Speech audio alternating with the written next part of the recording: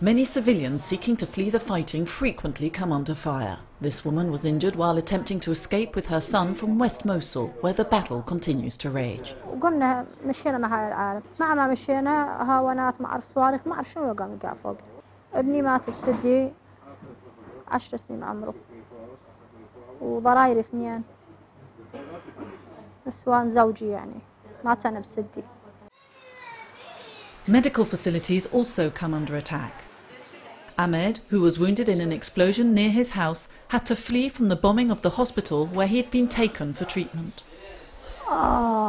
يا الله باب المستشفى، أنا بالمستشفى مدنيين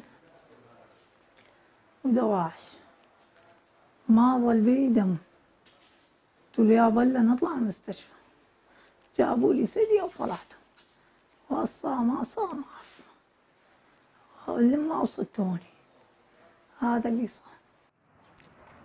Ahmed is now being treated at the MSF medical facility in East Mosul, a few kilometres from the front line. The inhabitants of East Mosul are gradually returning to their homes, but many of them, wounded during the fighting, are unable to resume their previous lives, like people who've had emergency surgery but still need post-operative care. قالوا لي راح نحاول تشينه يربطوا لك العصب مع رجلك، يسووا لك عمليات تحسني، عندك هذا القدم ما تقدر تحركين انها يعني قاعيه مع القدم، على المستقبل يحطوا لك يعني مثل نقول هيك عمل يعني قاعيه يعني عملتها تقدر تنهضين الحركه مع رجلك. ما اعرف جابوني هنا كل 4 أيام 5 يسووني عمليه، كل 4 أيام 5 يسووني عمليه. ما جاد يعني بس هالايام يعني شويه اقدر احركها يعني. MSF opened this facility in March. It has an emergency room, surgical theatre and a 30-bed inpatient department. The vast majority of patients have war wounds. Imagine you've been wounded in the fighting that happens near the front line or in West Mosul at the moment, and you've been stabilized. You maybe even received a first-line emergency surgical intervention, and now you're walking with a piece of shrapnel or a bullet or a foreign body inside of you. You don't require any life-saving emergency treatment, but you still have something that prevents you from leading a normal life. Since opening the facility, MSF has given over 1,000 emergency consultations and performed more than 175 surgeries. As people gradually return to East Mosul, medical needs in this part of the city are set to increase still further. The team is currently extending its inpatient capacity by adding 20 more beds.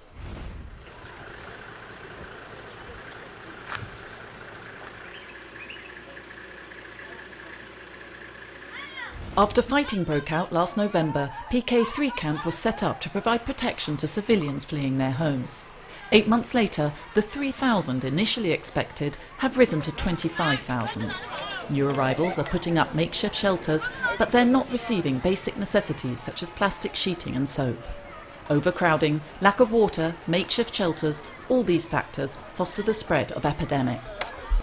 Nous sommes en période de pic pali, ce qui fait que les enfants sont régulièrement malades et nous sommes obligés d'ouvrir une clinique mobile pour soigner les enfants de moins de 15 ans.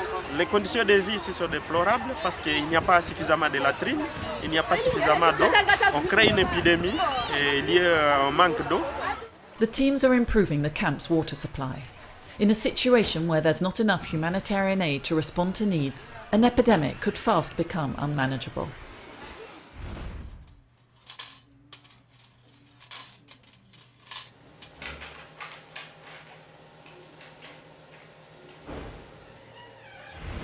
Hakobian has a drug-resistant form of tuberculosis. He's been on treatment for 16 months. Teor tuberculoza pujumen, draid mekte xirnele nayum, liarta luboy bolor organele nayum, hedazodumen. Hedazodelu jamana gzgatsinor liartus gepatitseum. Hakobian was able to benefit from the new generation of hepatitis C drugs, direct-acting antivirals. 3 months on, the virus was no longer detected in his blood. He still has to wait for a second test to confirm he's cured. Tous les patients qui ont été mis sous traitement ont jusqu'à maintenant, et le programme vient simplement de commencer, eu des résultats très positifs et ont très bien supporté, avec très peu d'effets secondaires, ces nouveaux traitements. Just a short time ago, Hakobian was suffering from 2 very serious infections, neither of which could be treated properly. The treatment he took for hepatitis C appears to have been successful. And he's taking bedaquiline, a new drug for drug-resistant TB, which has greatly increased his chances of survival.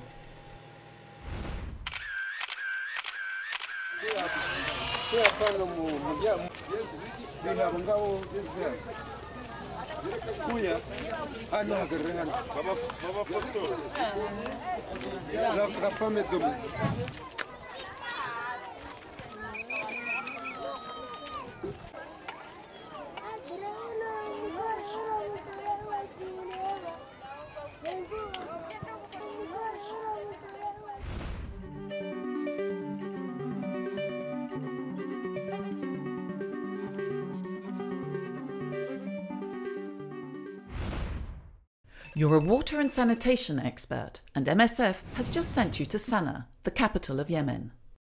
First, you meet with the head of mission, who puts you in the picture. Suspected cholera cases have just been reported in a town in Amran Governorate. Your task is to set up a 50-bed cholera treatment centre, or CTC for short. Once you get there, you'll have 3 days to get the centre up and running. You set off immediately, with this truck transporting the 6 tons of supplies and equipment you'll need. A site's been found near the town's health centre. How can this empty space be converted into a CTC? First, it needs to be divided up into 4 areas. 3 for patient observation, hospitalisation and recovery. The 4th area is for staff only. To pass from one area to another, you'll need to set up different circuits. 1 for patients and their caregivers, 1 for staff, 1 for waste management, and 1 for the handling of corpses. Everyone entering and exiting a CTC goes through a disinfection area. A guard will spray chlorinated water onto the soles of people's feet or shoes as they go in and out. People must wash their hands too. Make sure chlorinated water is available to do so. You'll also need plastic sheeting to cover the ground in the patient tents. It needs to be regularly cleaned using a chlorine solution. Now for the beds.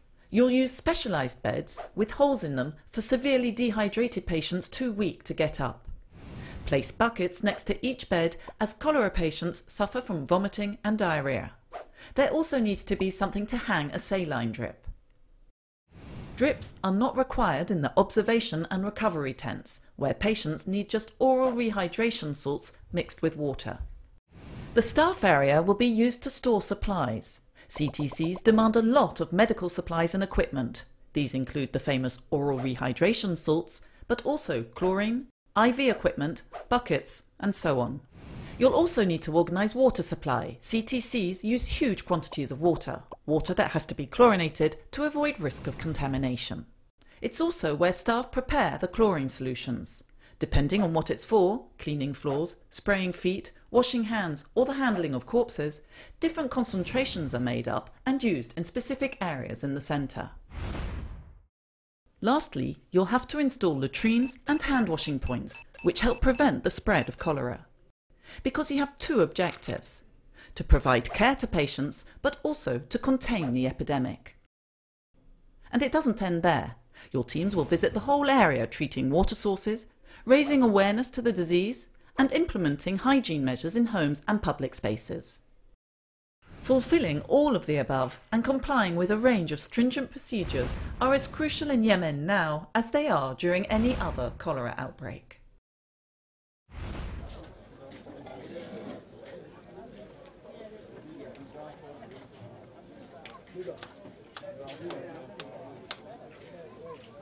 Ceux qui n'ont pas les moyens ou ceux qui n'ont pas de chance, ils vont se faire pendant plusieurs semaines ou plusieurs mois emprisonner. On va les obliger à travailler sans être rémunérés.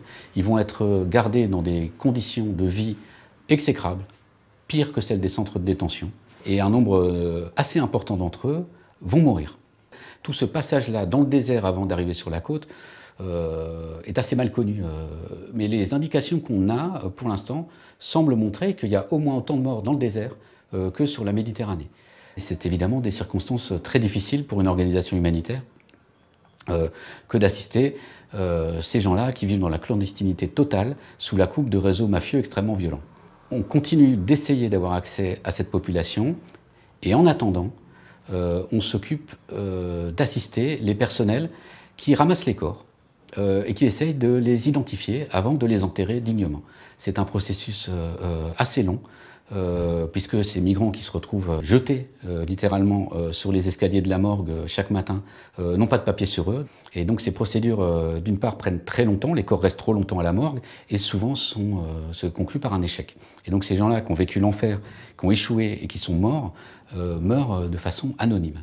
On veut s'occuper des morts pour augmenter les chances de ces pauvres gens qui ont tout tenté pour rejoindre l'Europe et qui ont échoué, qui sont morts dans le désert, pour augmenter les chances que leur nom soit connu, qu'ils ne meurent pas totalement anonymes et qu'ils ne disparaissent pas dans les vents du désert, comme ça, que leur sort soit connu de leur famille, de leurs autorités et de l'humanité au sens large. L'idée que des populations importantes disparaissent de la Terre sans que leur nom n'apparaisse plus jamais, c'est quelque chose qui heurte mon sens de l'humanitaire.